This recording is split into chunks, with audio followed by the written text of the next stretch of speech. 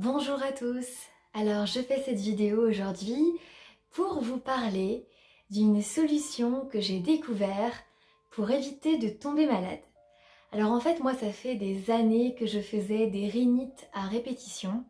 C'était un cauchemar et le problème c'est que dès lors que je laissais s'installer le mal, ça devenait très problématique parce que pendant à peu près 3 semaines, j'étais vraiment très malade. J'avais vraiment toujours le même schéma, c'était toujours exactement la même chose.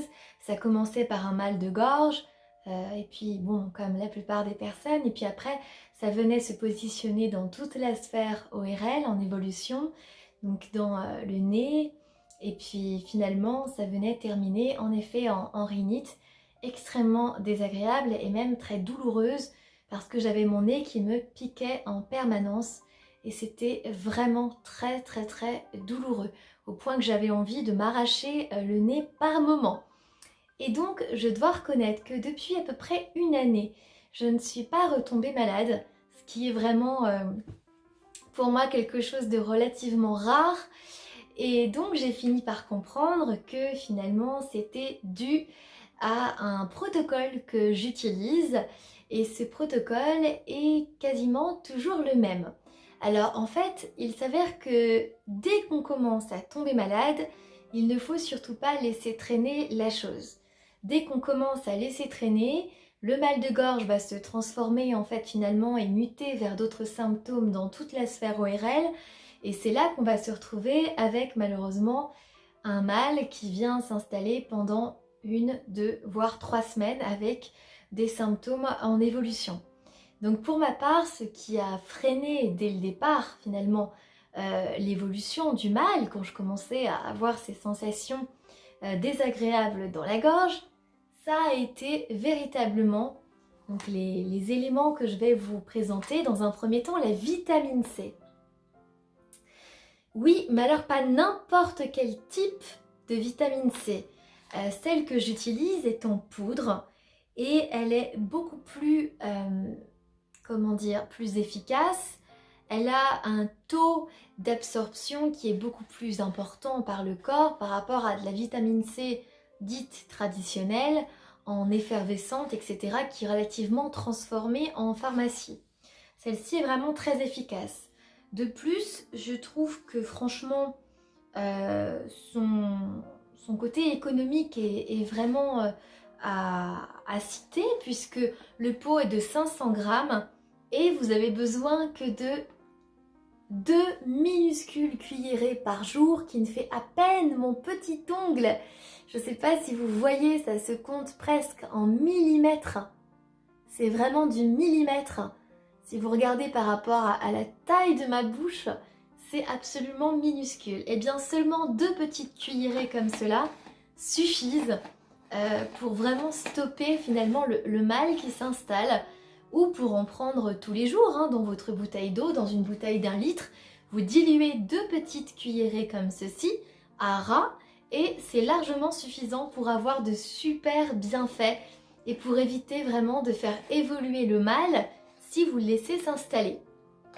Donc ça a été la première chose. La deuxième chose que j'utilise pour donc les débuts de rhume ou d'autres types de ce problème, de ce genre de problème, que ce soit des rhumes, peu importe, des angines, appelons ça comme on veut, en tout cas le mal qui s'installe, c'est également en amont l'extrait de pépins de pamplemousse qui est vraiment très connu dans la médecine parallèle, dans la naturopathie, l'extrait de pépins de pamplemousse qui a d'excellentes vertus antiseptiques, antivirales, c'est finalement comme un bouclier, comme un antibiotique naturel. C'est très puissant. En fait, il faut simplement prendre 5 à 15 gouttes diluées dans un verre d'eau 2 à 3 fois par jour. En réalité, il faut commencer avec des doses relativement plus légères quand on démarre, comme pour beaucoup de choses. Mettons 5 gouttes dans un premier temps 2 fois par jour sera déjà bien suffisant. Puis progressivement, on augmente les doses et on passe de 5 gouttes 2 fois par jour à 3 fois par jour pendant une semaine. Et puis si on tolère bien, à ce moment-là, on augmente à 10 gouttes, 3 fois par jour, voire même 2 fois par jour pour commencer. Voilà. Donc l'extrait de pépins de pamplemousse, l'avantage c'est que couplé à la vitamine C, aura beaucoup plus d'effet que la vitamine C toute seule. Mais si j'avais quelque chose à vous recommander d'emblée, c'est vraiment la vitamine C en soi qui aura encore plus d'effet.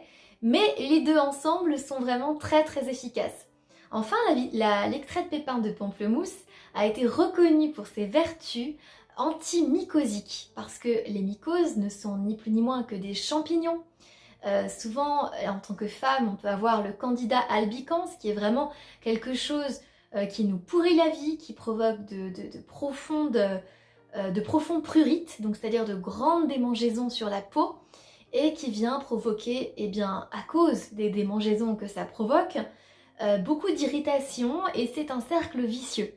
Donc l'avantage avec l'extrait de pépins de pamplemousse, ça vient inhiber le candida albicans. Et ça, c'est vraiment génial. Voilà, c'est vraiment quelque chose que je voulais également citer en amont comme propriété. Et enfin, on retrouve l'argile montmorillonite ou l'argile illite. Donc c'est tout simplement de l'argile verte en poudre que j'utilise avec un protocole assez spécifique. La première chose qu'il faut retenir, c'est qu'il faut une cuillère absolument qui soit en bois. Donc les cuillères notamment de pique-nique seront vraiment fortement appréciées. Ensuite, il faut éviter le plastique, le contact du plastique, le contact du métal, et on va privilégier tout ce qui sera en bois ou éventuellement en verre, en sachant que le verre, malheureusement, risque de ne pas apprécier le contact avec l'argile qui pour lui serait encore trop puissant et pourrait faire éclater le verre. Ce qui ne m'est pas encore arrivé mais qui le pourrait. Si on dose notamment trop l'argile dans un verre d'eau qui est très fin, ça pourrait arriver. Donc il vaut mieux privilégier le bois. En tout cas, le métal et le plastique sont vraiment à éloigner parce que l'argile, si vous voulez, a un effet un petit peu d'aimant.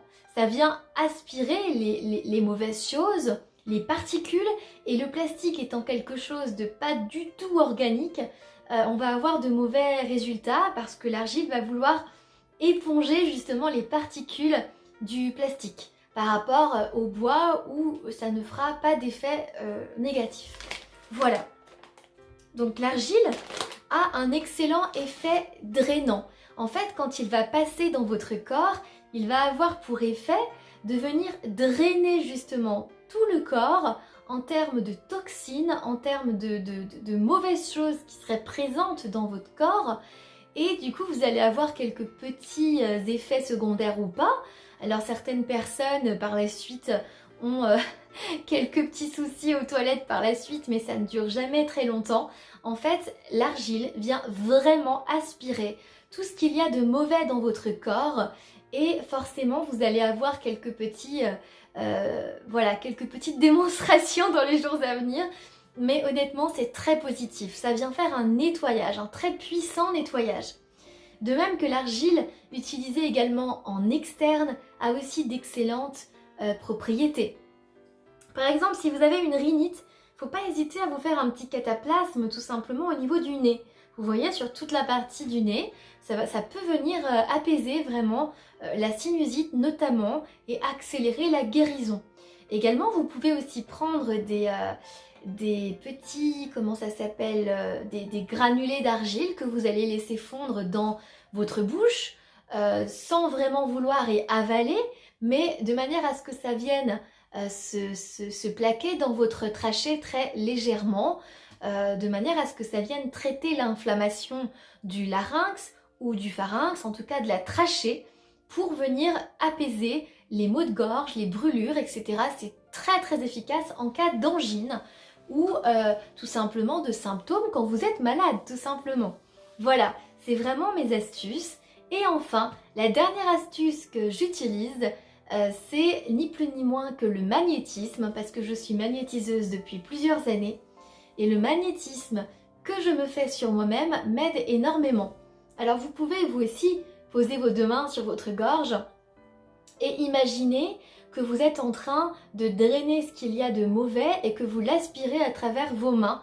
Alors bien sûr, on a tous un niveau plus ou moins efficace de magnétisme, on en a tous dans les mains. Il y en a chez qui ça va être plus développé que d'autres. Donc n'hésitez pas à, par exemple, frotter vos mains avant et vous concentrer, tout passera dans la psyché de toute façon. Et puis n'hésitez pas sinon à consulter un magnétiseur qui viendra stopper, en tout cas contribuer à stopper, en plus de l'argile, de l'extrait de pépins de pamplemousse et de la vitamine C. Voilà, ce sont pour moi des choses qui m'ont beaucoup aidée.